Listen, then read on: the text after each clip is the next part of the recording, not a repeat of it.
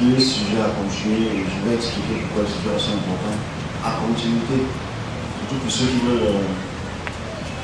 qui souhaitent que ce service soit quotidien. Il faudrait comprendre les positions, l'expression. Ok, bon, on a deux sujets. J'ai posté un, l'autre, tout au long de la semaine, j'ai pu en parler. Malheureusement, à cause de la conjoncture énergétique, c'est-à-dire le fait qu'on n'ait pas eu de l'énergie électrique pendant 3-4 jours, on n'a pas pu finaliser les revues jeunesse. Donc malheureusement pour certains, heureusement pour d'autres. Là même, le français est là. Mais la semaine prochaine, comme apparemment le problème est réglé, on aura une double revue très intéressante pour comprendre ce que je veux dire encore aujourd'hui et comprendre la mission qui est la nôtre.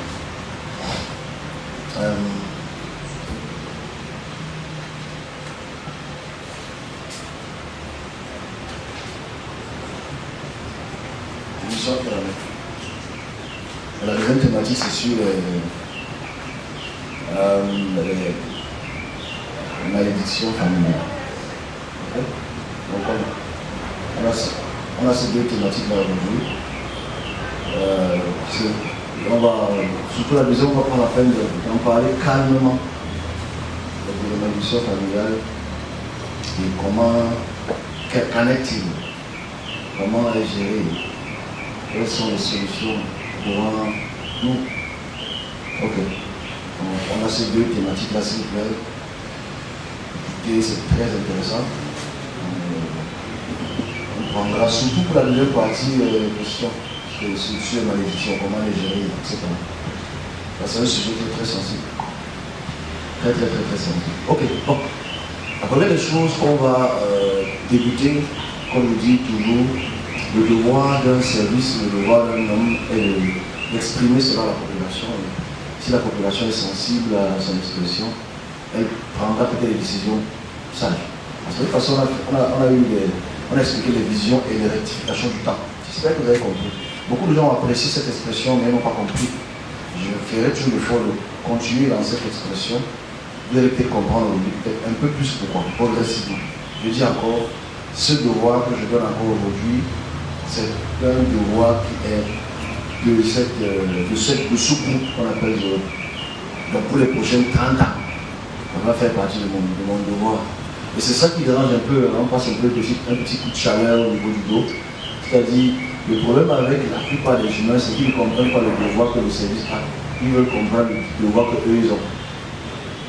Le devoir que le service a, qui n'est pas trop en corrélation avec ce que les autres font, ce qui ne rend pas les autres mauvais. Mais le devoir qui est strictement de ce groupe-ci, il faut qu'on apprenne que c'est un truc à long terme. Ce n'est pas un truc à court terme. C'est toute une vie. C'est un devoir qui est de transformer idéologiquement, spirituellement. Et ça prend le temps. Ce sont des choses qui prennent le temps. Bon, on y va. Géopolitique spirituelle en Afrique. La géopolitique spirituelle en Afrique. La semaine passée, on a un peu brossé le sujet de l'Afrique de l'Ouest et de l'Afrique centrale. On a brossé le sujet. Je vais prendre, on a encore 2-3 dimanches, je vais encore prendre une autre partie de l'Afrique. Pourquoi je prends l'Afrique? Pourquoi je ne prends pas l'Europe? Pourquoi pas l'Europe? Bon, déjà, je suis pas européen. Okay? On va ça de ma mélanodose de ma peau. Okay? Je vais toujours le répéter comme ça. Ceux qui sont nouveaux, qui vont entendre ça pour la première fois, ceux qui ont entendu ça, c'est un renouveau cérébral. En 2016, je commence là parce que je n'ai pas fait ça la semaine passée. En 2016, le 24 novembre 2016, bon, tout au long de ce mois, si je vais répéter ça peut faire comme une vieille musique, mais j'aime cette musique. La meilleure musique au monde. En novembre 2016, il était 3 heures passées. Je viens de finir ma prière. Malheureusement, j'étais encore avec l'homme blanc. Ce qui me comprend, me comprend. Je suis transporté dans les airs, on me fait sortir de l'Afrique. Je ne vois pas la personne qui me fait sortir de l'Afrique. Je suis au sud de l'Afrique, ce qu'on appelle l'Afrique du Sud, le Cap. Et il me dit, sors ton iPad. Bon, à cette période, je n'avais pas d'iPad. Right? Aujourd'hui, j'ai la chance d'en avoir. Je sors ton iPad, je sors l'iPad, il me dit tout ce que je demande d'écrire, écrit sur ce que tu vas voir. Alors, subitement, j'ai un iPad à ma main gauche, je commence à stabiler. Donc, celui qui parle, tu sais, à l'époque, on sait que c'est le Seigneur. Non? Maintenant, avec beaucoup d'intelligence, c'est pas le Seigneur, c'est l'ange. Right? Le transport donc, du sud de l'Afrique me fait monter. Bon, quand je suis d'Afrique, ça veut dire je suis au-dessus du continent africain, et je vois les reliefs géographiques. Montagnes, collines, cours d'eau. Donc, il me fait voyager rapidement du sud jusqu'au nord. Dans chaque région, s'arrête et il parle. Il dit les problèmes d'ordre politique vont émerger, ils vont enlever certains leaders, certains présidents. On fait que monter. Progressivement, on arrive vers l'Afrique centrale. Il me montre encore les reliefs et explique la même chose. Il écrit dans ton iPad. C'était vraiment un iPad. Hein. En plus, aussi, vraiment, il est au courant d'un iPad. Et on vit donc vers l'ouest, où on s'arrête, donc vers l'Afrique de l'Ouest, où au centre, il me fait encore descendre de l'échelle métrique. Et je vois donc des révoltes et des guerres qu'il y a à l'Afrique de l'Ouest. Il me fait encore descendre, il me dit voici les événements qui auront lieu en Afrique de l'Ouest. Comme toute l'Afrique, tout ce qui est politique présidentielle vont être déracinés. Mais il insiste donc en commentaire, parce que je descends encore plus bas, il insiste en commentaire que voici les événements. Parle-leur de Air Boys. Je ne sais pas ce que c'est que le Air Boys. Je vais expliquer ça tout à l'heure. Parle-leur de Air Boys et les conséquences que ça a sur toute l'Afrique. Je vais déraciner les leaders de ces pays pour en faire des nouveaux leaders. Écris-le dans ton rêve. Il était 400. C'est une conversation qui a près de 30 minutes. C'était une longue conversation. Du sud de l'Afrique jusqu'au nord de l'Afrique. On va s'arrêter à l'Afrique de l'Ouest. Et je me réveille, je l'écris donc dans mon téléphone. Et là, mon petit bouquin. Et aujourd'hui, ça fait plus de 8 ans. Ça fait 8 ans aujourd'hui. Ça fait 8 ans d'études de l'Afrique. Parce que voilà peut-être pourquoi les gens ne comprennent peut-être pas pourquoi je m'exprime quand je parle de certaines choses qui concernent l'Afrique. Ethnicité, colonisation. C'est parce que c'est d'abord un devoir. Parce que donc quand tu viens t'asseoir et si tu veux danser, c'est pas ce qu'on va demander de faire.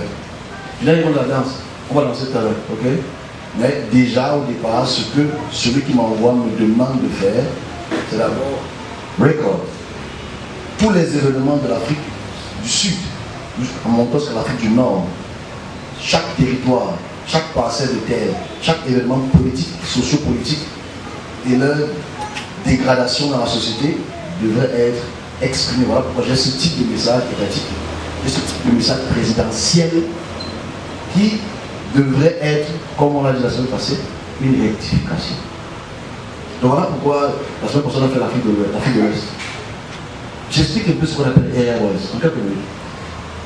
Quand les colons arrivent, quand la deuxième, troisième vague de colons arrive dans les années 1800, la plupart des peuples africains, des villages d'Afrique de l'Ouest, Afrique centrale et Afrique australe, migrent vers les villes parce qu'ils veulent être gardiens des hommes blancs, la prostitution, les petits jobs à côté. Donc ça fait ce qu'on appelle une masse exodique des peuples, des villages qui vont vers les villes et ne trouvent pas dans le travail.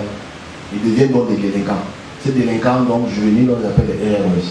Progressivement, les années 1900 plus les années 80, ils sont très populaires en Afrique du Sud, au Zimbabwe, ils sont très populaires au Tchad, Nigeria, Ghana, jusqu'au Sénégal.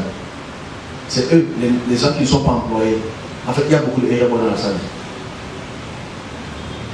Dû à la conjoncture politique des colons.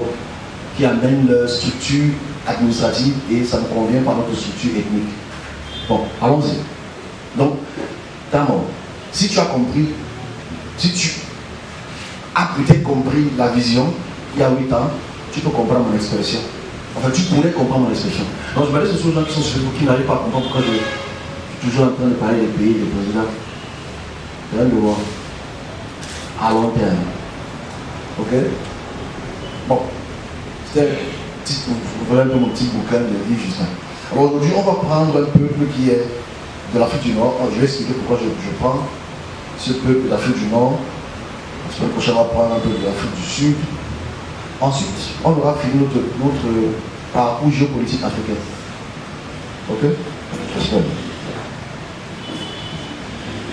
Alors, l'Afrique du Nord, ce qu'on appelle l'Afrique du Nord, s'il vous plaît, même si vous ne pouvez pas tout comprendre, vous allez l'écouter sur Facebook, rien à peine d'écouter, c'est très intéressant. Parce qu'en fait, ici, je m'adresse pas seulement aux politiques, non, je m'adresse aux serviteurs de Dieu. Parce que les serviteurs de Dieu, moi je trouve qu'ils sont, c'est l'erreur que nous commettons en tant que serviteurs de Dieu. Ils n'ont pas écouté ceci parce qu'il y a quelqu'un qui arrive très bientôt. Ok? On parlera de lui tout à l'heure. La géopolitique des configurations du terrain. Désolé, il n'y a pas le bouclet, mais vous allez avoir ça la semaine prochaine. À cause de la conjoncture électrique, c'était compliqué. Donc ici, donc, les peuples d'Afrique du Nord commencent de l'Égypte, ou ce qu'on appelle l'Égypte aujourd'hui, jusqu'au Maroc. Et au sud du Maroc, ce qu'on appelle plus ou moins la Mauritanie. Mauritanie, pas Mauritanie, c'est deux mots différents, c'est deux peuplements différents. Ok, on est ensemble? Allons-y. L'Afrique du Nord, très complexe. La politique Afrique du Nord est très complexe. Alors on va aller dans la préhistoire. Vous allez voir ça dans mon petit bouquin, la semaine prochaine, j'espère. Les peuples l'habitation des peuples d'Afrique du Nord, on les appelle les Téhénous. Téhénous. Téhénous qui veut dire les Berbères en langue exogène. Ça veut dire la façon dont les gens de l'extérieur appellent les gens de l'intérieur. Les Berbères. Ou les Amazighs. Ce sont les trois noms qui sont utilisés.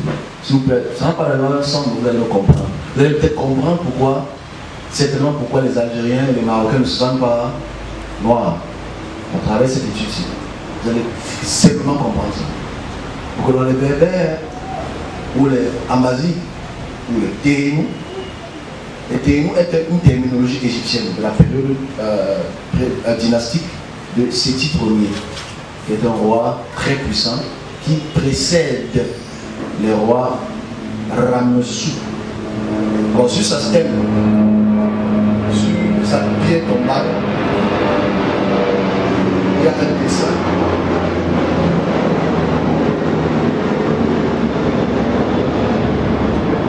Il y a un dessin pictographique d'un homme qui est caucasien avec une longue barbichette et comme des cheveux très très longs mais dressés. Des longs cheveux longs dressés. Comme métissés. Ils appellent les Téhénous. Mais les Téhénous habitent dans toute l'Afrique du Nord. Pourquoi habitent l'Afrique du Nord? Il faut peut-être qu'on parle de cette préhistoire-là rapidement. Vous savez, les peuples africains, c'est les peuples qui ont de l'Afrique de l'Ouest, l'Afrique de l'Est et l'Afrique australe peuplé tout le monde entier. Dans le mouvement donc, des peuples du Nord, des peuples du Sud vers le Nord, il y a un changement drastique de température. Il fait un peu plus chaud, généralement, parce qu'on dépasse un peu l'équateur. Il fait un peu plus chaud. Forcément, ça change la structure du crâne. Ça change la structure osseuse. Ça change la structure aussi, même des fibres musculaires. Et forcément, ce changement donc, a fait évoluer les peuples berbères qui vivent dans des régions un peu plus chaudes, à transformer aussi leur peau progressivement, même s'il y a eu des mélanges, on va expliquer tout à l'heure. Dans les berbères, ce sont des peuples où on appelle communément les Touaregs, ceux qui connaissent les Touaregs, ou les Peuls. On va parler des Peuls aussi tout à l'heure. Ce sont les peuples, des groupes ethniques qui sont à peu près très clairs de peau, mais qui ne sont pas blancs. Il faut distinguer, on va distinguer toutes ces caractéristiques des peuples berbères. Alors ils peuplent l'Afrique depuis près de 36 000 ans. La vie n'était pas encore là, mais près de 36 000 ans, on voit l'architecture rupestre qu'on retrouve au Maroc, à Casablanca. C'est important de dire Casablanca, parce que Casablanca, on va parler de ça tout à l'heure. Et ces peuples-là sont très puissants, créent donc des confédérations et sont des peuples très puissants à partir du 2e siècle avant l'ère du christianisme. Les peuples qui existent, ils ont une culture qu'on appelle les cultes berbères. Les cultes berbères, c'est très simple, les cultes berbères. Les cultes berbères, ce sont les cultes égyptiens. Et quand on adore le taureau, on fait le sacrifice. On adore Amon, on adore Osiris, on adore Isis. Enfin, les peuples berbères étaient très proches culturellement, spirituellement, des peuples de l'Égypte antique. Comment ça? Les Pérou. Donc ça veut dire, j'insiste d'abord, vous voyez ma façon de m'exprimer, je parle des peuples, je parle de leur regroupement ethnique, et je parle aussi de leur spiritualité. Voilà pourquoi je parle de la géopolitique spirituelle. Géopolitique spirituelle. Donc, à l'époque, avant les Grecs, avant les Romains, les peuples berbères étaient dans l'adoration d'Amon, d'Isis, et tous ces panthéons de dieux qui sont d'ordre égyptien. D'abord, right? Mais vous savez, il y a un problème avec l'Afrique du Nord. L'Afrique du Nord a 2 cornes. Okay? Ceux qui étudient un peu l'Afrique, on va aller, je sais que je ne vais pas que vous dormez, okay? On a 2 cornes. La corne ibérique et la péninsule du Sinaï. Ce sont les 2 endroits où les peuplements peuvent passer facilement ou aller dans d'autres continents. Bon. La Manche ibérique, c'est là où tous les voyageurs là, veulent passer par le Maroc pour entrer en Espagne. Right? C'est ce qu'on appelle la péninsule ibérique. Ou bien, quand les musulmans ont conquis, c'était au 11e siècle, on appelait ça Gibraltar. Okay? C'est le nom d'un roi, d'un calife omeyyade qui a donné cet endroit qu'on appelle Gibraltar. Donc il y a aussi la péninsule, le Sinaï, qu'on appelle le canal de Suez. Okay? Ce canal-là permet les peuplements égyptiens d'entrer dans la partie qu'on appelle l'Arabie, ce qu'on appelle aujourd'hui Arabie. C'est très intéressant, parce que dans ces 2 manches-là, il y a des migrations. Il y a des gens qui peuvent entrer et sortir. Et forcément, il y a des accouplements. Et forcément, ça peut changer aussi le code ADN. Bon, on y va rapidement. Les peuples berbères donc, sont des confédérations très puissantes qui ont leur culte, qui font leur sacrifice à leur divinité, qui font leur fête. La fête berbère, ça commence du 6 au 7 janvier. C'est là où ils font leur nouvel an. Ils avaient un calendrier aussi. Comme on a vu Ninza la semaine passée. Ils avaient leur calendrier, ils avaient leur façon d'appeler leur divinité, ils avaient leur façon d'appeler les cours d'eau, etc. Les hydronymes, les théories, les anthroponymes, ils avaient déjà leur expression. Très intéressant d'avoir ces peuples-là. Et ici, dans la continuité, ce qu'il faut prendre en considération, c'est le fait que, à partir du 5e siècle, la chute de l'empire pharaonique par Nakao II commence à porter les problèmes. Pourquoi? Parce que les Perses prennent le pouvoir. Les Perses. Donc, qui sont les Perses? Les Perses, c'est un peuplement de la Mésopotamie qui ont succédé à, je sais, j'aime le silence, Nebuchadnezzar. Alors, Nebuchadnezzar, tout le monde connaît Nebuchadnezzar dans la Bible, right? Les Nabuchodonosor 2, okay? Lequel son père c'est pour la Sarah. Donc ici, dans la continuité, donc les peuples mésopotamiens, qui sont déjà indo-européens, ça veut dire qu'ils sont caucasiens de peau, ils ne sont pas blancs, mais ils sont maltes, arrivent donc par la péninsule du Sinaï, entrent, donc ils font ce qu'on appelle la première conquête, la première véritable conquête exogène des peuples noirs qui sont attaqués, à part les Hyksos, bien sûr, 15e siècle avant notre ère, sont attaqués par les Perses. Alors, on connaît le plus grand roi perse, qui est le messie des Juifs. On l'appelle Cyrus. Ok?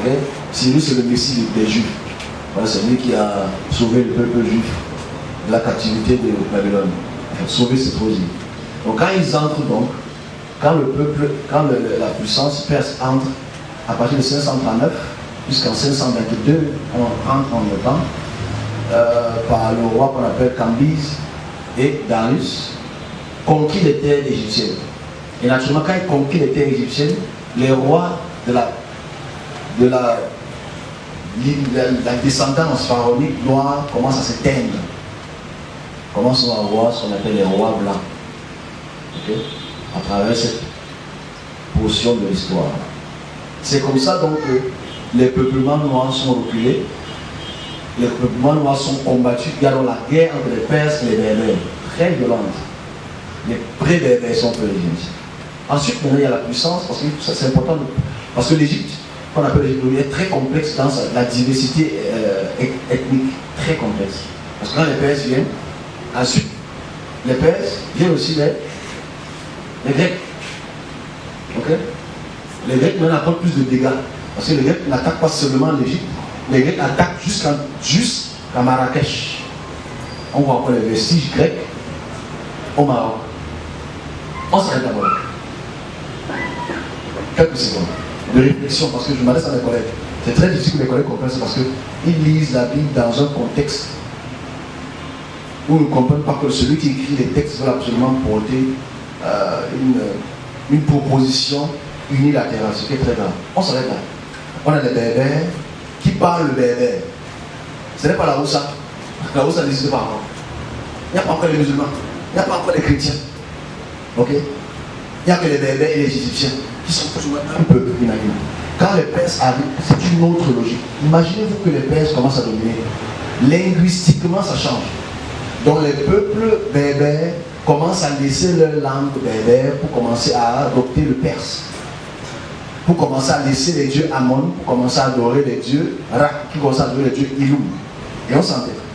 Donc pendant près de 1000 ans que les berbères adorent Amon, Ré, Osiris, subitement, au 5e siècle, au 4e siècle, ils adorent autre chose. Parce qu'en fait, on voit les bustes perses dans les musées qui décrivent ce que les rois portaient quand les Perses ont dominé.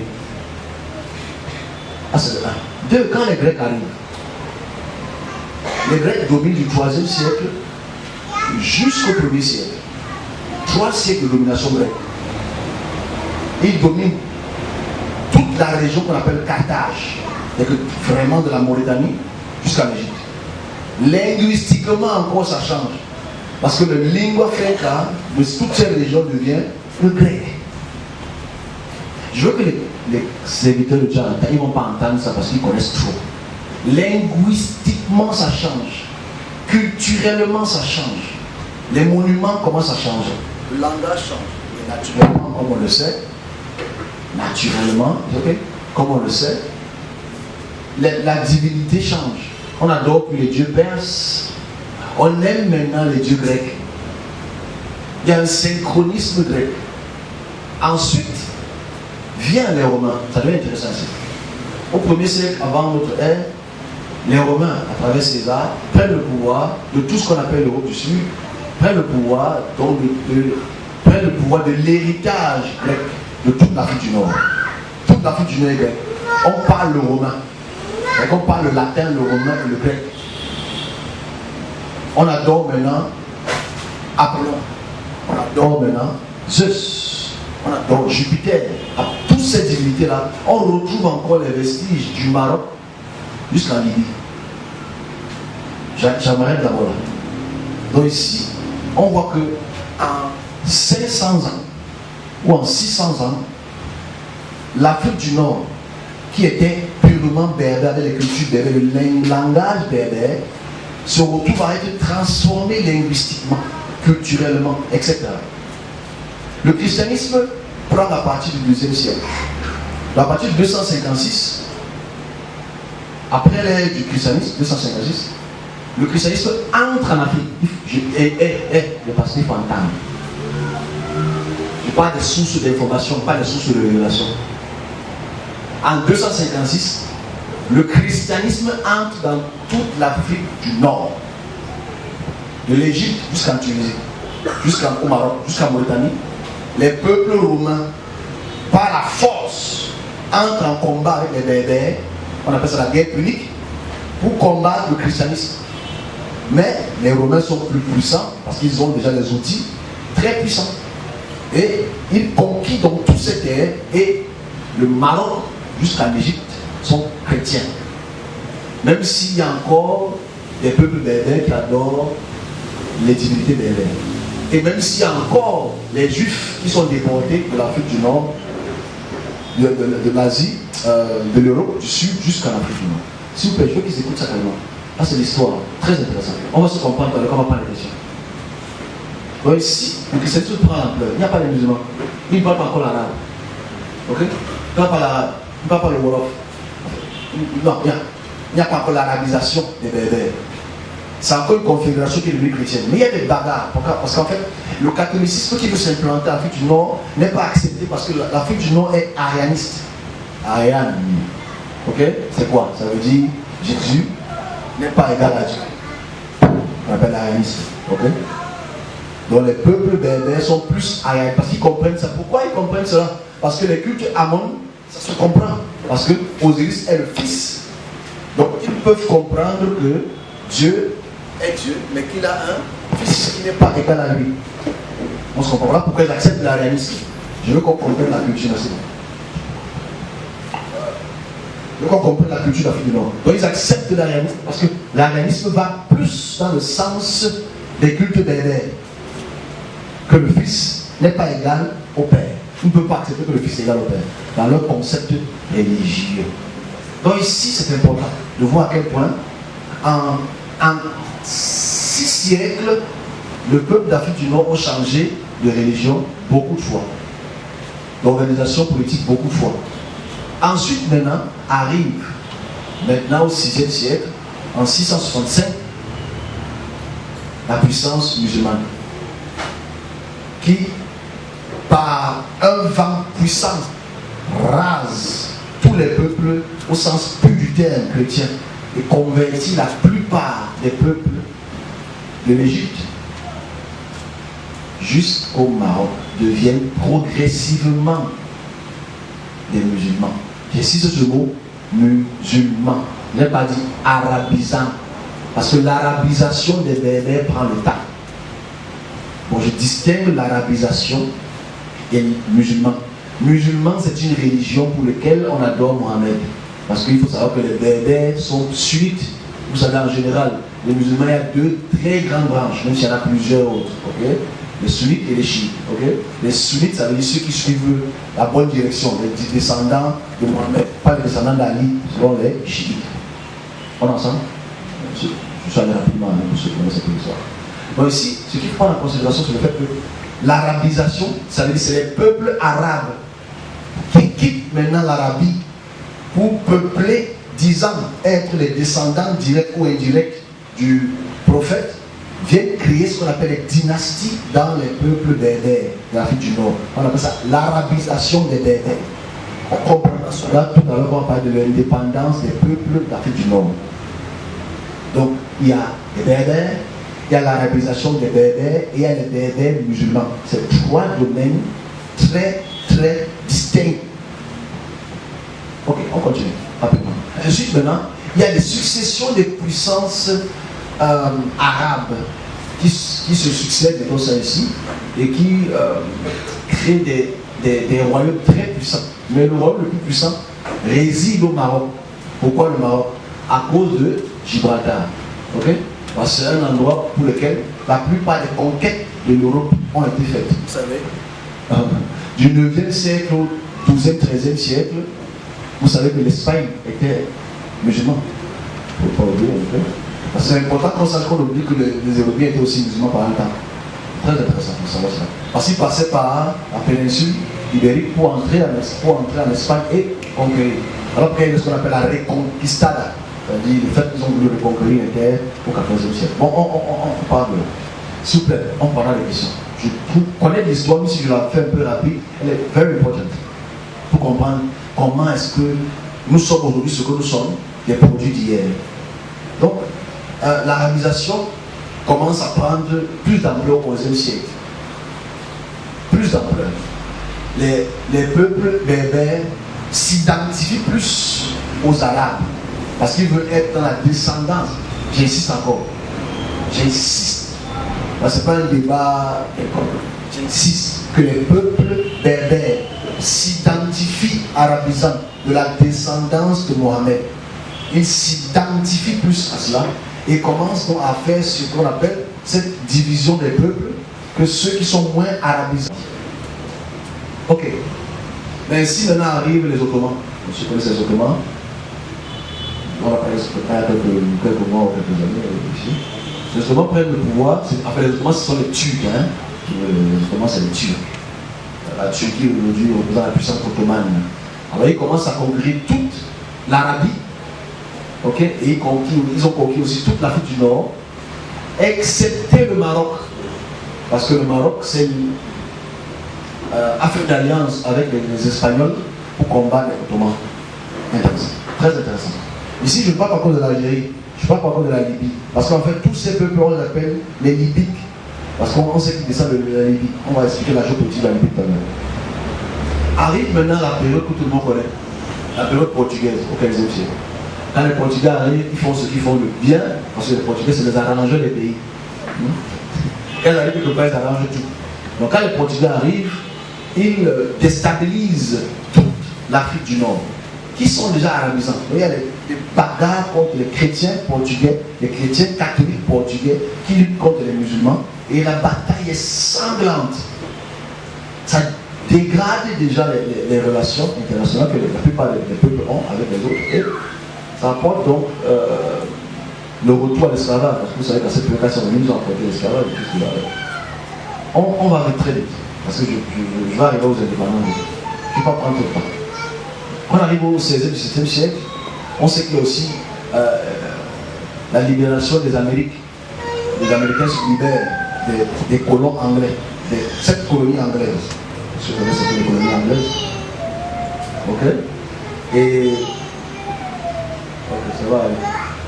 De cette colonie anglaise, et ainsi, il y a une alliance entre le Maroc, ou le roi du Maroc, et les États-Unis pour un protectorat.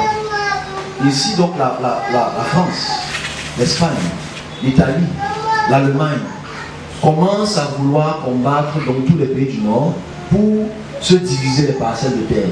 On sait ce qui s'est passé en 1884-85 à la conférence d'abord de Berlin, ensuite. Et ici commence à être le problème. C'est ici qu'on se retrouve. N'oublions pas que les Berbères sont là, ils sont encore plus ou moins islamisés, ils sont arabisés, ils sont christianisés. Okay? Arabisés, christianisés et berbères. C'est un mélange très toxique. Les Français arrivent, comme on le sait, c'est les arrangeurs. Les Français, c'est les meilleurs arrangeurs des peuples. Quand ils arrivent, ils veulent saisir tous les ports. Là où, vous savez, le Maroc a une spécificité. Le Maroc est dos à l'océan Atlantique. Okay? Mais l'Algérie, la Tunisie et la Libye sont à l'intérieur des eaux qu'on appelle le Nil. Right? Donc, c'est la France dont veut bloquer l'océan Atlantique et bloquer le Nil pour tous les commerces. On a de l'argent. Vous savez, les Français, ils aiment bloquer tout le monde. Donc, ça commence à créer beaucoup de guerres. Et comme la France et l'Angleterre commencent à gagner du pouvoir en Afrique, on les subdivise. On subdivise dans la Libye, qui a été dominée par l'Italie. Je pense que c'est bien de le savoir. La Tunisie, l'Algérie. L'Algérie n'est pas encore un pays, parce qu'il n'y a pas d'Algérie. Il y a Alger, mais il n'y a pas l'Algérie au sens plus du terme. Okay? Donc ici, ce que je vais expliquer, c'est quoi? C'est qu'à l'arrivée des Français, à l'arrivée des Anglais, à l'arrivée des Portugais, à l'arrivée des Allemands, il y a ces subdivisions ethniques-là qu'on découpe. Donc ceux qui connaissent un peu la cartographie de l'Égypte, l'Égypte c'est un carré. Ok? La Libye, c'est un grand rectangle. La Tunisie, c'est comme... c'est pas l'Égypte. Je ne connais pas les Tunisiens, c'est comme une corne. Ok? Et à la suite de là, on voit le Maroc qui est collé à l'Atlantique. On a la Mauritanie en bas. Alors, si je prends l'exemple de l'Afrique du Nord, c'est parce qu'il faut expliquer un peu berbère et comment ils ont été subdivisés à travers les différentes puissances qui se sont dirigées contre eux. On a quitté les puissances berbères, perses, grecques, romaines, chrétiennes, musulmanes, et ensuite chrétiennes encore, et ensuite musulmans, et ensuite aujourd'hui républicaines. Restons en Égypte, restons en Libye, restons dans tous ces peuples d'Afrique du Nord rapidement. Aujourd'hui, on voit qu'il y a eu beaucoup de migration des peuples berbères vers le sud. On va expliquer ce qui s'est passé en 2010. Mais si on remonte aux indépendances, la France a causé le plus grand massacre. Le plus grand massacre en Algérie, le plus grand massacre en Libye, c'est les Français. Il faut dire des choses claires. Parce qu'en fait, quand les peuples veulent se séparer, parce que qu'est-ce que les peuplements en Afrique du Nord ont? Ils ont le pétrole. Ils ont beaucoup de pétrole, beaucoup de fer, ok? Et ils ont l'accès au port. Parce que si tu as l'accès au port, tu as l'accès au commerce. C'est très intéressant de voir pourquoi les Français et les Anglais ont bataillé.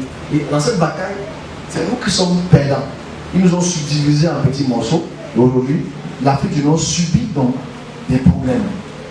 J'ai oublié de dire une chose qui était très intéressante. Au XIVe siècle, en 1492, il y a une masse de déportation de l'Espagne jusqu'à l'Afrique du Nord. C'est-à-dire, la plupart des peuples de l'Espagne, de la France, de l'Italie, et les Juifs sont déportés en Afrique. Donc les Blancs sont venus en Afrique, sont mélangés avec les Berbères et les Noirs, ont créé ce qu'on appelle les métis. Donc ça fait 5 siècles qu'il y a les métis. Purs, je parle des métis. Purs, je ne parle pas des Berbères. C'est qu'en fait, on prend la souche mitochondriale des Berbères, la souche mitochondriale des Européens, ou les Indo-Européens, ça crée ce qu'on appelle les métis. Voilà pourquoi la plupart des peuples d'Algérie qui ont reçu cette déportés d'Europe au XVe siècle ne se sentent pas noirs. Vous comprenez maintenant pourquoi. Quand ils disent qu'ils ne sont pas africains, ils ont le droit de le dire. On se comprend, mais ils ont tout le parti à ce moment-là. Donc c'est important de dire peut-être, vous avez ressenti qu'ils se sentent trop blancs. C'est normal qu'ils sont blancs. Parce que la plupart des déportations qu'il y a eu au XIVe, XVe siècle, ils sont mélangés avec les Juifs. Ils sont mélangés avec les Espagnols, les Français, les Italiens. Mélange massif. Au moins 200 000 personnes qui étaient déportées pour ce pays. Ils sont restés là pendant des siècles et des siècles. On se mélange là, plein de métis et des métis. Donc voilà, si tu cherches les métis, tu sais où tu peux partir. Tu vas aller au Sogo, tu cherches les métis. On ne sait jamais. Chez l'école, tout ça. Ok, c'est pour faire une petite parenthèse à ce sujet. Donc on pose les indépendances. Les indépendances sont très sanglantes. Le Maroc obtient son indépendance parce que le Maroc est un peuple qui est royal. Depuis le XIe siècle, la descendance royale a plus ou moins été maintenue. Il n'y a pas de puissance royale à tous. Il n'y a pas de puissance royale en Algérie. Il n'y a pas de puissance royale en Libye. Voilà pourquoi c'est les peuples qui sont les plus en révolte. Mais on arrête notre discussion aujourd'hui en se disant, voilà comment les peuples berbères du Nord ont été colonisés plusieurs fois. Donc, aujourd'hui, quand tu parles à un aujourd'hui, tu parles arabe, il te parle du Coran. Moi, je m'adresse à la question. Est-ce que vous avez compris l'histoire? Je m'adresse à vous, est-ce que vous avez compris l'histoire? Si le but de l'histoire, c'est la rectification. Parce qu'aujourd'hui, si je prends cet exemple, en fait, la vision, le message, le message que j'ai peut-être pour le Maroc, que j'ai donné en 2021, qui concerne les territoires qui entourent le Maroc. Parce qu'en fait, le Maroc était le chef de Marrakech. Parce qu'il faut savoir, Maroc vient de Marrakech. Et que le mot Maroc est tiré du mot de Marrakech. Donc, le Maroc est le chef-lieu, dû à l'entrée ibérique, chef-lieu de toute cette région-là, qui a été donc subdivisée, mal subdivisée. Pourquoi mal subdivisé? Comment mal subdivisé? Parce que le Maroc, la Tunisie, est d'eau à la mer. Mais ils n'ont pas trop de ressources minières. L'Algérie, contrairement, qui est à côté du Nil, a le pétrole et la plupart des richesses. Mais c'est le même peuple. Ils ont toujours coopéré ensemble pour lutter contre les Vandales, pour lutter contre les Romains, pour lutter contre les Omeyyades, pour lutter contre les Almoravides. Ils sont tous mélangés pour lutter contre ces peuples. Parce que c'est un peuple, le peuple berbère. L'évolution onomastique, l'évolution culturelle, etc. Donc c'est très intéressant de prendre ça très au sérieux. De ma mission, bien sûr. De mon voyage du sud au nord. Parce que j'explique cela parce qu'on comprenne. Alors, la solution c'est quoi ici? Parce qu'aujourd'hui, l'Égypte a 98%, 97% musulmans. La Libye, 99,9% musulmans. L'Algérie, 99,9% musulmans. Le Maroc, 99,9% musulmans. La Mauritanie, 99,9% musulmans. Mais on oublie les migrations qu'il y avait pu avoir. Les migrations à cause des guerres ont fait en sorte que les Berbères sont descendus vers le sud. Donc on retrouve les Berbères en Côte d'Ivoire, Burkina Faso, Tchad, Mali. Et forcément, les peuples qui sont descendus ont été coupés à travers un bic, un papier, un crayon, une règle qui a divisé les peuples aujourd'hui, qui sont devenus les ennemis, alors qu'il y a quelques siècles, ils étaient les frères. Voilà pourquoi il faut expliquer l'ethnicité pour comprendre le problème que le monde vit aujourd'hui. Il y a eu beaucoup de coups d'État à la période des indépendances. La migration d'aujourd'hui qui pose problème, c'est que les mêmes peuples qui, du 15e jusqu'au 18e, 19e siècle, ont détruit l'Afrique du Nord, les mêmes peuples, en 2010, ont apporté le coup massue de RRO. En 2010, tout le monde connaît ce qui s'est passé. Enfin, bon, vous savez, c'est seulement à l'intérieur de vous, vous savez que passer ça à l'intérieur. Alors, Kadhafi décide de vouloir faire ce qu'on appelle le panafricanisme. Enfin, au départ, c'est le pan-arabisme. Il veut unir les pays arabes. C'était pas le panafricanisme. Il faut dire les choses claires. Mais bon, c'est pas grave. On l'accepte comme ça. Parce que la Libye, où le peuple libyque est très riche, très riche en pétrole. Il ne faut pas oublier que les autres sont le top 3 producteurs de pétrole. J'ai même fait une petite rubrique sur ma page hier, juste une conjoncture politique que je vais encore glisser comme ça, sans vouloir rien dire. C'est-à-dire que le premier pays industriel d'Afrique, c'est lequel? L'Afrique du Sud. Ok? Bon, ça ne peut pas. On parlera de l'Afrique du Sud à son projet. L'Afrique du Sud, c'est le premier pays industriel d'Afrique. Le deuxième pays, c'est. On ne parle pas de pays plus riches, on parle industriel. C'est l'Afrique du Sud. L'Afrique du Sud ne produit pas de pétrole. C'est même pas ça. L'Afrique du Sud ne produit pas de pétrole. L'Afrique du Sud utilise le charbon pour alimenter tout ce qui est vapeur, les machines à vapeur et tout ce qui est groupe électrogène. C'est le charbon. Je ne sais pas comment se comprend, le charbon. L'Afrique du Sud n'a pas autant de relief hydraulique que l'Afrique centrale. L'Afrique du Sud a depuis 3-4 ans des pénuries électriques. Comme nous. Ok? Le Cameroun, contrairement à l'Afrique du Sud, est le 49e producteur de pétrole. 49e. Donc 1-0 n'a pas de problème électrique, mais un 49e a le problème électrique. C'est quand même là. En tout cas, hydrauliquement, chaque région du Cameroun peut produire son électricité en termes hydrauliques. C'est-à-dire qu'on a des cours d'eau qui peuvent produire l'électricité. Au cas où on ne veut pas utiliser le pétrole, au cas où on veut garder le pétrole pour se coiffer avec. Mais le Cameroun a le plus de problèmes électriques que l'Afrique du Sud. On explique ça comment? Moi j'appelle ça catastrophe écologique. Donc on continue. On repart sur l'Afrique du Nord. Donc en fait ici, tous ces peuples-là, Kadhafi, qui décident de faire ce qu'on appelle le panarabisme, est écouté par Dr Sarkozy. J'appelle docteur, c'est un docteur destructeur. Même il fait son mea culpa partout, c'est son droit. Mais avant de faire le mea culpa, il faut qu'il sache que 2010, 2024, 14 ans aujourd'hui de destruction des peuples d'Afrique du Nord. Pourquoi?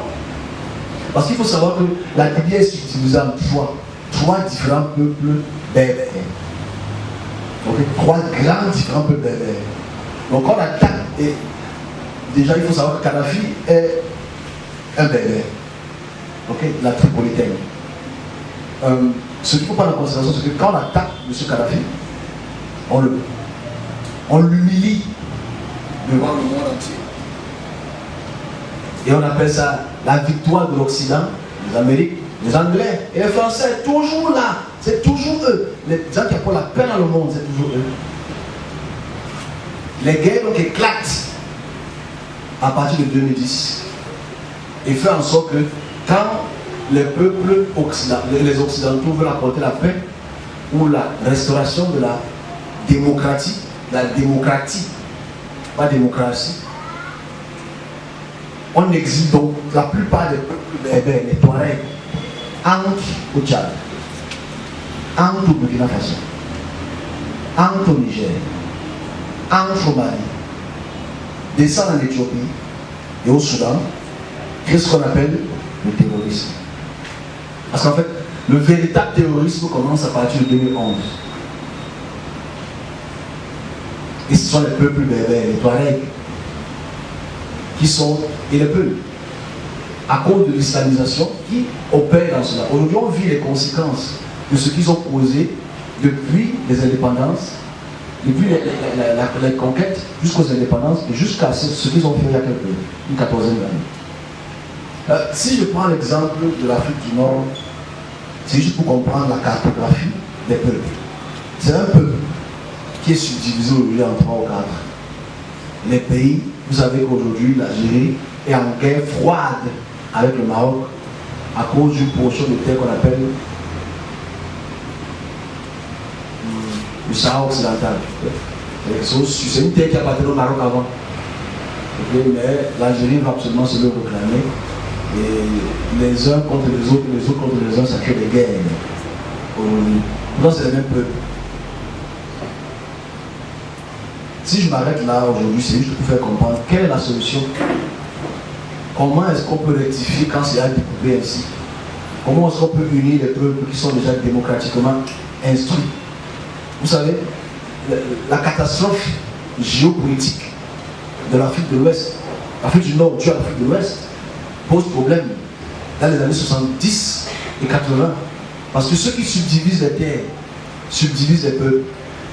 Ceux qui subdivisent les terres subdivisent les peuples. Parce qu'il faut savoir, pendant la subdivision de 1884-87 jusqu'aux années des indépendances, c'est un trait imaginaire. On appelle ça le trait administratif. Okay? C'est une limite administrative. Mais cette limite administrative ne dérange pas les peuples parce qu'ils peuvent traverser entre eux. Mais ici, maintenant, quand on est en pays, ça devient un problème, ils ne peuvent plus traverser parce que ce n'est pas ton pays, c'est mon pays. Ça crée beaucoup de guerres. Beaucoup de guerres dans les années 70-80. Et aujourd'hui même, pour ceux qui le savent, pour le Cameroun et le Nigeria, la péninsule de Bakassi est aussi un problème du même peuple subdivisé par une ligne imaginaire donnée par les Britanniques et les Français. On se bagarre depuis des années, les Igbo. Et nous, est-ce que les Igbo et nous sont différents? J'aimerais que la semaine prochaine, à travers le petit bouquin que je vais distribuer, pour vous démontrer à partir des peuples berbères, à partir des peuples Bambara, okay, de l'Ouest, et à partir des Khoisan du Sud, pour voir comment on est plus ou moins une grande famille africaine. Très grande famille africaine. Mais il faudrait que l'Union africaine ne pense pas démocratie, ça ne marchera jamais. Parce que dès qu'on découpe un peuple, je le dis toujours, je le répète encore depuis beaucoup de temps, dès qu'on découpe un peuple et qu'on découpe une ethnie, et que l'ethnie majoritaire est au pouvoir, l'ethnie minoritaire ne va jamais prendre le pouvoir. Dans la plupart des guerres qui sont au Congo, au Rwanda, en Tanzanie, en Afrique du Sud aujourd'hui, c'est des guerres qui sont ethniques. C'est seulement caché sous le blason politique, mais ces politiques sont regroupées en ethnie. Donc il faudrait que l'Union africaine, ça ne doit pas être financé par l'Union européenne. Parce que quand c'est financé par l'Union européenne, ce sera une politique européenne, pas une politique africaine. La politique africaine aujourd'hui devrait penser autrement, le devoir. Parce que si je mets ceci, c'est parce que c'est un devoir d'expression. Le pouvoir politique ne doit pas penser pouvoir démocratique, il doit penser pouvoir ethnique. Parce que qu'on le veut ou pas, on identifie, celui-là, ce sont les peuples. Celui-là, ce sont les Amis. Celui-là, ce sont les Yoruba. On nous identifie à travers nos peuples. Quand les Occidentaux, Portugais et autres arrivent en Afrique, ils nous identifient à travers nos peuples. Ils appellent les Congos les Congos, parce que c'est un peuple. Quand ils entrent dans les profondeurs, ils appellent les Bakongos les Bakongos, c'est un peuple. Quand ils arrivent dans le sud, ils appellent les San, c'est un peuple. parce que les gens me disent ça pendant la semaine prochaine, hein. Vous savez, l'Afrique du Zimbabwe jusqu'à l'Afrique du Sud, qui ont peuplé ces peuples-là? Ils ont oublié que c'est les Américains. C'est les gens de Grassfield. Ils ont dominé du 5e siècle jusqu'à aujourd'hui. Ils ont repoussé les Kaikai, les San Kaikai. Ils ont dominé ces régions. Tous les Grassfield, des Lumumba jusqu'au Grassfield des Américains, sont descendus et peuplés du 5e siècle. Donc, on a l'Afrique du Sud est un peu camerounais. Les Camerounais sont un peu d'Afrique du Sud. Ce n'est pas important de savoir que c'est une même grande famille. Mais comment on veut subdiviser une famille en pays? C'est ça le problème. C'est ça le problème. Les peuples Anoki ou Ani ou Anna, c'est le peuple qui commence de la Mauritanie, qui prennent toute l'Afrique de l'Ouest. Les Bantous viennent d'où? Ce qu'on appelle les Bantous. Je n'ai pas le mot continent pour les Bantous. Les Bantous viennent d'où? C'est le même peuple. Mais il faut qu'on réfléchisse autrement. Pourquoi? Parce que quand écoutez, c'est très intéressant. Je m'adresse à eux, les ethnologues me comprendront, les ethnologues me donneront 7 sur 20, ok? Ou 6, ok? Les pasteurs me donneront 0 parce qu'ils ne comprennent rien. Mais je dis, quand le peuple africain sort d'Afrique par le Suez, sort d'Afrique par Gibraltar, entre aux Amériques par Bering, ils ne sont plus un peuple, ils sont dépigmentés. Je recommence encore, ça n'a pas de sens, ça va changer un jour. Quand les peuples sortent en groupe, en masse, pour peupler l'Asie, pour peupler l'Europe, ils ne se reconnaissent plus en tant que peuple bambara. Parce qu'ils sont dépigmentés. Voilà pourquoi les Européens ne se voient pas comme des peuples au sens spirituel, même s'il y a des peuples. J'insiste ici parce qu'en fait, si je reviens sur l'Afrique, je m'arrête là, on fera l'Europe le jour comme il y aura l'autorisation. Mais l'Afrique doit donc penser autrement. Parce que quand on fera l'Afrique du Sud, vous allez comprendre peut-être comment tous ces facteurs s'unissent. L'Afrique tombe à l'arrivée du christianisme catholique portugais, français, anglais, etc. Tombe du nord au sud. Du nord au sud. Quelle est la solution pour l'Afrique du Nord? Est-ce qu'on va enlever les frontières? On va la Coupe du Monde comment? Il n'y aura plus la Coupe d'Afrique. Tout ce qu'il n'y aura plus le Maroc contre la Tunisie, il n'y aura plus la Tunisie contre le Maroc. Vous-même, quand vous regardez les peuples, vous ne voyez pas qu'ils se ressemblent. On dirait les cousins. Et on est fiers d'être Marocains, on est fiers d'être Tunisiens, on est fiers d'être Algériens. Pourtant, on ne sait pas que c'est un concept qui est nié colonial. Il faut dire la vérité. On est fiers d'être Camerounais. Le patriotisme, mais c'est un concept qui est colonial. C'est une puce qu'on a mis dans nos cerveaux pour qu'on soit patriotique alors qu'on est un peuple. Je dis ce que là dit. Parce qu'on ne me parle pas du pays au sens spirituel, on ne parle des peuples. Aujourd'hui, on veut prôner le patriotisme. Mais qui nous instaure le patriotisme? C'est les colons. C'est les colons. Si on remonte seulement 600 ans avant notre ère, il n'y a pas un patriotisme au Congo, c'est une confédération. Si on remonte il y a 600 ans, il n'y a pas l'Afrique de l'Ouest, au sens plus du terme, il y a un peuplement qui est une confédération. Même chose au nord. Donc le vrai problème c'est comment est-ce que l'Africain, comment est-ce qu'on nous impose une pensée politique? Comment est-ce qu'on nous impose une pensée politique? Comment est-ce que cette pensée politique devient une propagande? Cette propagande devient une réalité pour laquelle on est prêt à bagarrer contre nos frères nigériens. On est prêt à bagarrer contre nos frères centrafricains. On est prêt à bagarrer contre nos frères du Nord. Vous savez, j'ai fait une analyse politique la semaine passée. J'ai aimé parce que le professeur de Sagan est venu juste corroler ce que je dis. Même s'il n'a pas compris, j'ai compris. C'est des affaires aujourd'hui.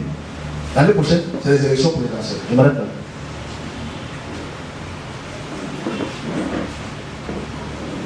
qui va gagner les élections. Si on va dans l'ordre d'orthodoxie, les Sawa ne seront jamais présidents. Désolé pour ceux qui ont l'ambition à la Barack Obama.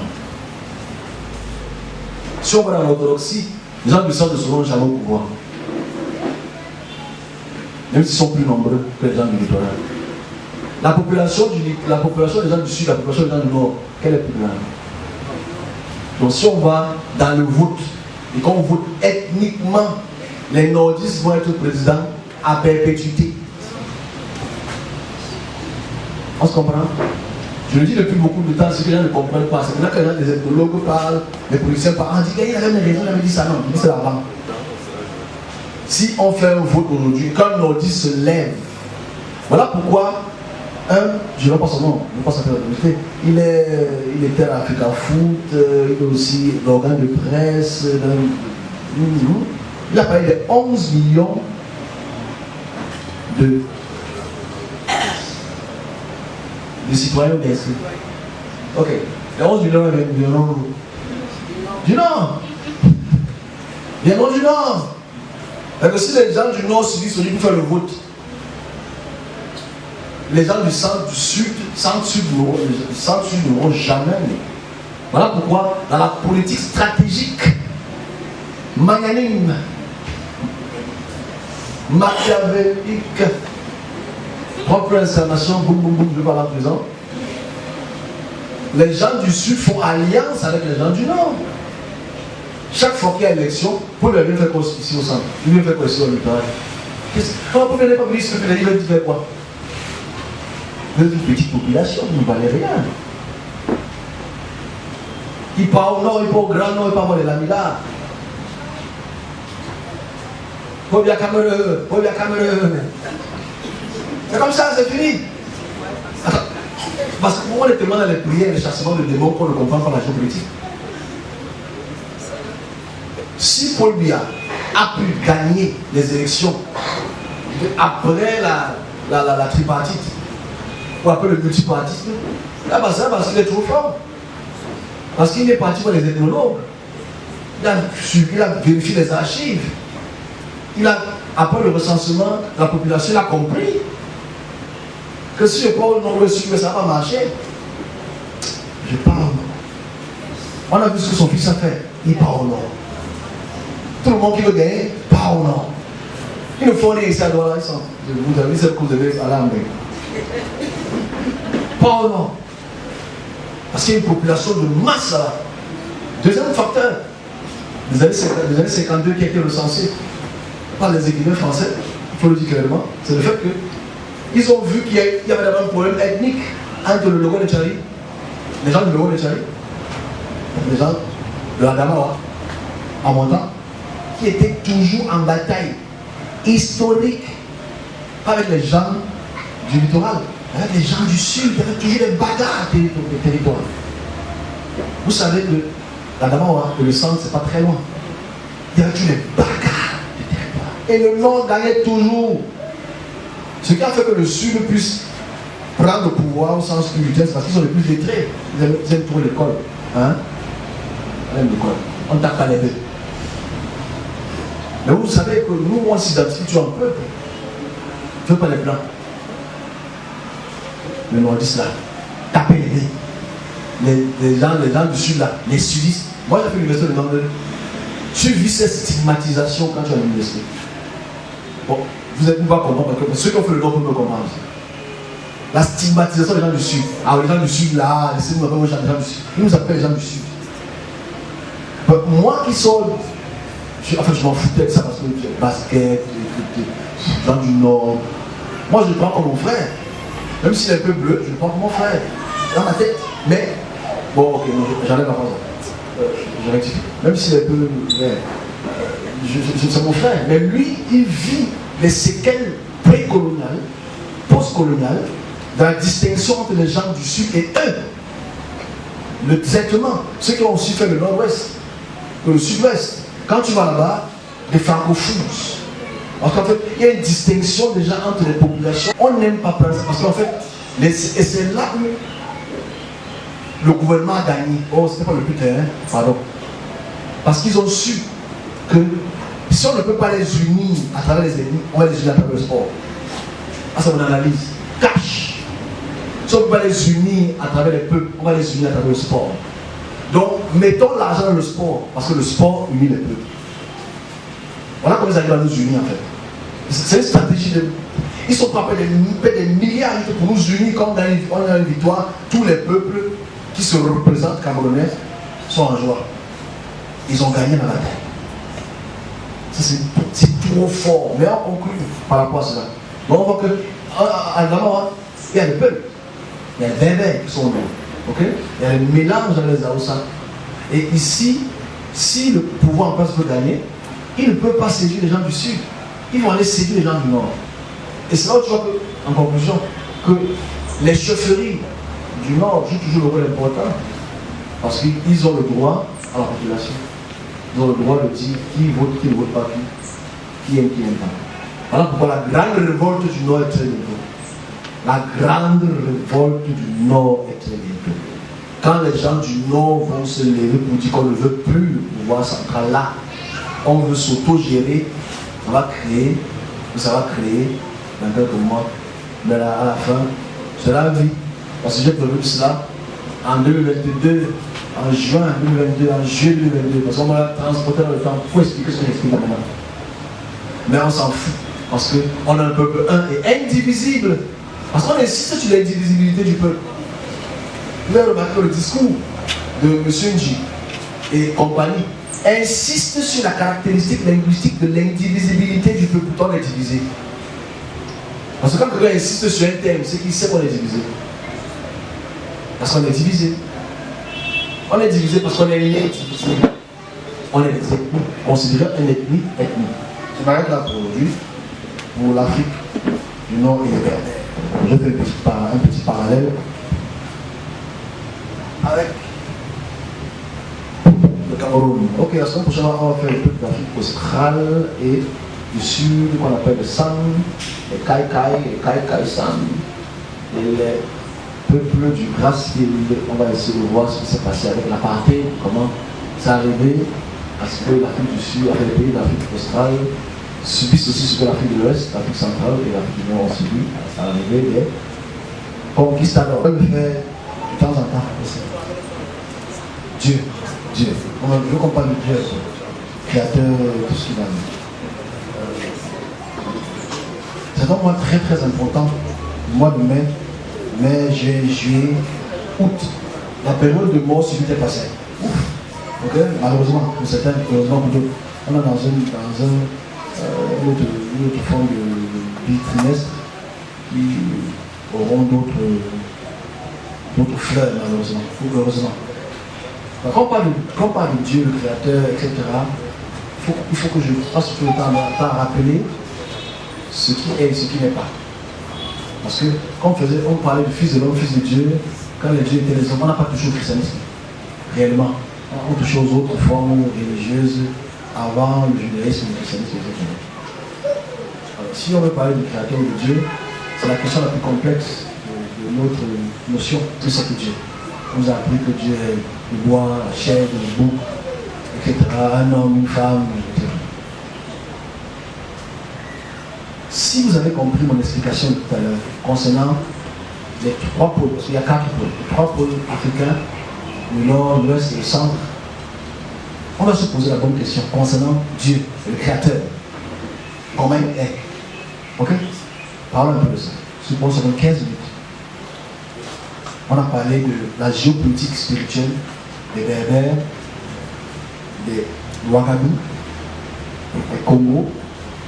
On a traversé près de 3000 ans d'histoire en expliquant leur peuple, leurs croyances et l'évolution culturelle, spirituelle qu'il y avait pu avoir à travers les 2500 ans qui sont passés devant nous. On a fait un peu d'histoire.